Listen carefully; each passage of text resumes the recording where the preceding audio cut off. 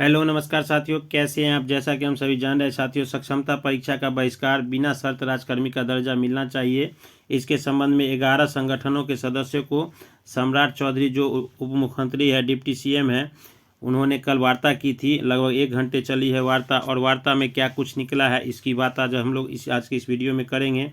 और जो भी हमारे साथी चैनल पर नए हैं जरूर सब्सक्राइब कर लें।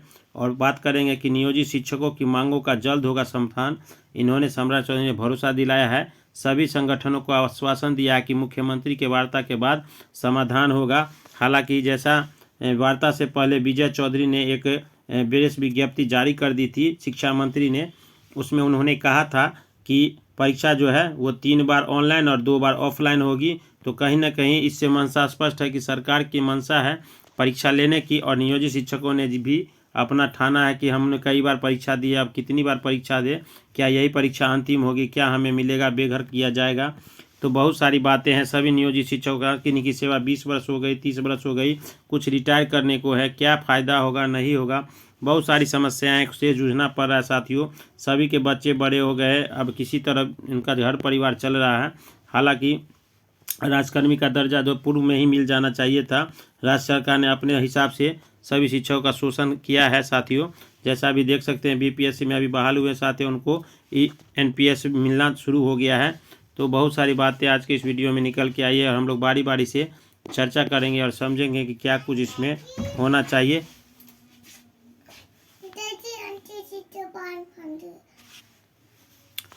तो आइए सुनते हैं क्या कुछ इसमें कहा गया, और उनकी मांगों को भी देखेंगे क्या। तो आइए क्या कुछ कहा है उसको भी हम लोग देखेंगे साथियों। सबसे पहले यहाँ देख लेते हैं नियोजित शिक्षकों की मांगों का जल्द होगा समाधान। यहाँ देखते हैं सभी संगठनों के शीर्ष नेता, ये उप मुख्यमंत्री और इनकी तरफ से सभी सर्वदलीय बैठक हुई थी। अब यहाँ देखिए साथियों, नियोजित शिक्षकों के 11 सदस्यीय प्रतिनिधिमंडल के डिप्टी सीएम की वार्ता। उप मुख्यमंत्री सम्राट चौधरी ने नियोजित शिक्षकों की मांगों पर विचार करने का भरोसा दिलाया। गुरुवार देर शाम भाजपा कार्यालय में नियोजित शिक्षकों के 11 सदस्यीय प्रतिनिधिमंडल से वार्ता के बाद उप मुख्यमंत्री ने कहा कि उनकी समस्या पर सरकार के स्तर पर समाधान होगा।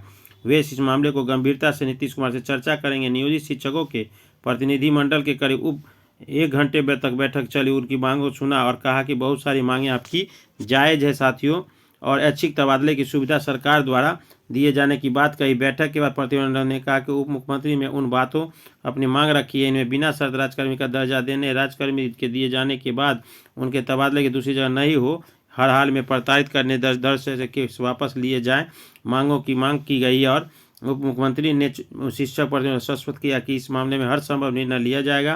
प्रतिनिधिमंडल को हमें उप मुख्यमंत्री पर भरोसा है, और इस मामले में मुख्यमंत्री नीतीश कुमार शिक्षा मंत्री से बात करेंगे। प्रतिनिधिमंडल के मुख्यमंत्री में यह भी आश्वासन दिया है कि जरूरत पड़ी तो फिलहाल शिक्षक प्रतिनिधिमंडल को आमंत्रित किया जाएगा। तो जैसा हम समझ रहे साथियों, अब देखते हैं शिक्षा मंत्री विजय कुमार घुमा घुमा कर बातें करते हैं। उन्होंने पहले ही इससे पहले विज्ञप्ति जारी कर दिया कि हम जो है 5 चरण में लेंगे। तो यहाँ शिक्षकों की जायज़ मांगों को सरकार देखेगी। सम्राट आश्वासित किया कि किसी की नौकरी भी नहीं जाएगी, संघ के नेता से मिले, और भी सारी बातें हम लोग करेंगे साथियों।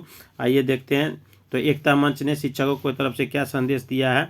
शिक्षकों को पूर्व निर्धारित कार्यक्रम के तहत आज 15/2 को भारतीय जनता पार्टी के कार्यालय में माननीय उप मुख्यमंत्री सह भारतीय जनता पार्टी के सम्राट चौधरी के साथ 11 शिष्टमंडल में संयोजक प्रदीप पत्तू के नेतृत्व में हुई, और वार्ता के मुख्य मांगों को रखा गया। 1 घंटे चलने का गंभीरता पर तत्पश्चात उन्होंने शिष्टमंडल को आश्वस्त किया कि आपकी समस्याओं को अगले 24 घंटे में सहानुभूति विचार करते हुए आशान्वित करता हूं, समस्याओं का जड़ से हल निकालेंगे। साथ ही आप लोग चिंता न करें, एक भी शिक्षक नहीं हटेगा और न ही वे बेघर होंगे। पुनः आप लोगों के साथ बैठक करेंगे। शिष्टमंडल द्वारा सक्षमता परीक्षा स्थगित करते हुए अभी मुख्य सचिव की मांग पर विचार करने की बातें की गई है। वार्ता के पश्चात बिहार शिक्षक मंत्री प्रदेश ने कहा कि हम लोग माननीय उप मुख्यमंत्री समस्या समाधान हेतु दी गई समय सीमा का इंतजार करेंगे। तब तक बिहार के नियोजित शिक्षक परीक्षा का बहिष्कार पर कायम रहेंगे और फॉर्म नहीं भरेंगे। ये अध्यक्ष मंडलीय साइन देख सकते हैं। केशव कुमार, मार्कंड पाठक, प्रमोद कुमार, नरेश कुमार, प्रदीप कुमार पप्पू और सभी को यह सूचना दी गई है। उप मुख्यमंत्री से नियोजित शिक्षकों की वार्ता, तो ये वार्ता हो चुकी है, इसके बारे में हम लोगों ने बता दिया साथियों। और जैसा कि आपको बता दूं कि आज जो है प्राथमिक शिक्षक संघों का धरना है, जो 16 से भूख हड़ताल रखेंगे ब्रजनंदन शर्मा की अगुवाई में, उसकी भी हम लोग बात करेंगे साथियों। और ये यहाँ देख सकते हैं मीटिंग कर रहे थे केशव कुमार जी, ये सम्राट चौधरी जी और ये आजीवन जी हैं जो शिक्षक एमएलसी नेता हैं और सभी अपनी अपनी बातों को मांग को रख रहे हैं। ये कल की बैठक का दृश्य है साथियों, जो बीजेपी के सभागार में हुआ था और क्या कुछ निकल के निर्णय आएगा कुछ समझ में नहीं आ रहा साथियों। ये संघ के सभी प्रतिनिधि देख सकते हैं, सभी बारी बारी से अपनी बातों को रखने के लिए मुख्यमंत्री उप मुख्यमंत्री की अध्यक्षता में और कि ये सभी ने अपनी बातें रखी हैं और क्या कुछ निकल के आएगा उसकी भी हम लोग चर्चा करेंगे। शिक्षकों के यहाँ 5 मौके ये अलग ही साथियों शिक्षा मंत्री ने अलग ही एक निकाल दिया है। क्या कुछ होगा इसमें, क्या कुछ करना होगा, ये तो अब 24 घंटे के बाद ही पता चलेगा। तब तक कोई शिक्षक साथी फॉर्म नहीं भरेंगे, संघ के द्वारा आह्वान किया गया है और क्या कुछ कहा है सभी संघ के प्रतिनिधियों ने उसकी भी हम लोग बात करेंगे। तो आइए सुनते हैं उन लोगों को भी और देखते हैं कि क्या कुछ उन्होंने कहा है साथियों।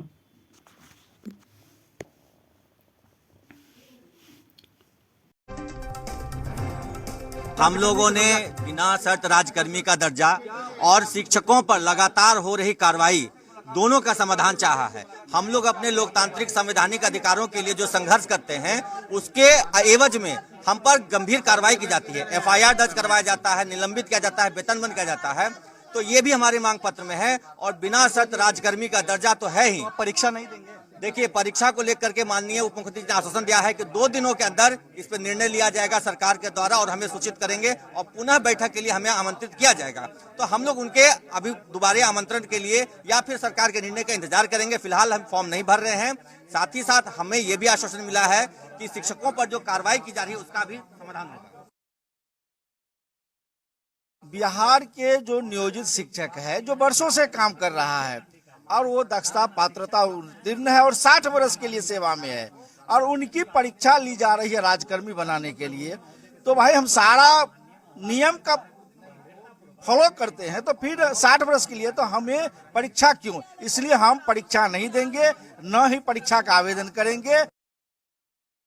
हम शिक्षक हैं, हम बिल्कुल नरम ही हैं और माननीय मुख्यमंत्री जी बिहार के मुखिया हैं, वो हमारे हम शिक्षकों के भी मुखिया हैं। हम सरकार से उम्मीद करते हैं कि आप नियोजित शिक्षकों पर जो जबरन ये सक्षमता परीक्षा विशिष्ट शिक्षक नियमावली थोपने का कार्य कर रहे हैं, आप तमाम शिक्षकों को बिना शर्त राज्यकर्मी का दर्जा देंगे। कारण कि तमाम शिक्षक जो 4 लाख हैं वो सक्षमता परीक्षा दक्षता परीक्षा पास करके ही शिक्षक बने हैं और खास करके टारगेट करके बिहार के नियोजित शिक्षकों को बार बार परीक्षा देने के लिए कहा जा रहा है। उसमें भी इस परीक्षा को देने के बाद हमको घर आप लोग भी अब नरम हो जाएंगे ना, घर से बेघर होने की बात है और कोई आर्थिक लाभ भी हमें सरकार सुन रही है तो आप लोग भी अब शांत हो जाएंगे। नरम हमारी मांगों को पूरा कर दे, हम निश्चित रूप से शांत है। अपने हक अधिकार के लिए हम आवाज उठा रहे हैं। बहुत साधारण परीक्षा तो दे ही रहे हैं सर। सबसे पहले हमारी मांग 2006 से हम लोग बहाल हैं और उसके बाद जो चल रही है सरकार की उसका 60 साल के लिए हम लोग हैं।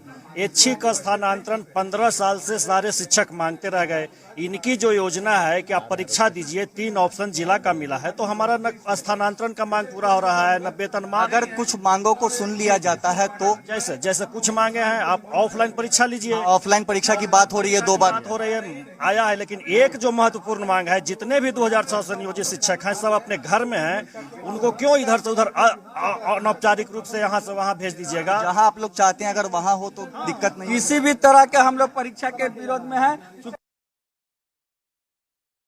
हम साधारण परीक्षा देने के तैयार नहीं, हम तो 12 परीक्षा देने के लिए तैयार है। सरकार हमसे परीक्षा ले जो 2094 में बहाली हुई, 2000 में बहाल हुई, वैसा हमसे परीक्षा ले बीपीएससी से, उस सीट पर हमको बहाल करे, वो वेतनमान दे, वो हमको सुविधा दे, हम परीक्षा देने के लिए तैयार है। लेकिन ये कौन सी बात है कि मुख्यमंत्री पद से इस्तीफा देकर मुख्यमंत्री बनने के लिए मुख्यमंत्री की शपथ लिए, उसी तरह शिक्षक पद पर रहते हुए शिक्षक पद की परीक्षा देकर शिक्षक बने, वो सरकार। फर्जी वाले तो हट जाएंगे ना आप लोग। जांच से कीजिए ना फर्जी। आप एक ऐसे सिंपली कह दीजिए किस आधार पे फर्जी है। कोई जांच होगी, निगरानी की जांच चल रही है ना 5-6 सालों से, आप उसके आधार पर निकालिए। क्या परीक्षा कोई पैमाना है फर्जी जांच करने का? परीक्षा से फर्जी जांच नहीं होती है, फर्जी जांच होती है सर्टिफिकेट से। आप सर्टिफिकेट की जांच कीजिए, जिनका फर्जी सर्टिफिकेट को निकाल दीजिए। नॉर्मल परीक्षा होगी उससे भी आपत्ति है? देखिए, नॉर्मल और एबनॉर्मल की बात ही नहीं है। बात है कि आप परीक्षा क्या कह के ले रहे हैं कि राजकर्मी बनने के लिए, और नाम रख दिया है आपने सक्षमता परीक्षा। तो क्या हमारी योग्यता आज तक नहीं थी? हम बिना योग्यता के शिक्षक बने हुए थे, बिना योग्यता के ही पढ़ा रहे थे। तो इस तरीके से हमारे योग्यता पर जो प्रश्न खड़ा किया जा रहा है उस पर हमें आपत्ति है। मैं यहाँ से बोल रहा हूँ कि हम लोग शिक्षकों का भी मुद्दा उठा था, जिसका जो कि शारीरिक शिक्षक, नियोजित शारीरिक शिक्षक हैं। और नियोजित शिक्षकों से पहले बात कर लेते हैं। सरकार से हमारी जो माननीय उप मुख्यमंत्री सम्राट चौधरी से मेरा एक ही डिमांड हुआ है कि हम बिना शर्त राज्यकर्मी का दर्जा देने पर आप माननीय मुख्यमंत्री जी से सहमति बनाइए और विषय से विषयांतर, माने मीडिया बंधु से विचार है कि विषय से विषयांतर नहीं हो, हमारी ऐच्छिक स्थानांतरण अब बिना शर्त राज्यकर्मी का दर्जा के लिए हम लोग आज 13 फरवरी को पूरे बिहार के लाखों शिक्षकों ने चट्टानी एकता का परिचय देते हुए बिहार शिक्षक एकता मंच के माध्यम से हमने धरना दिया था।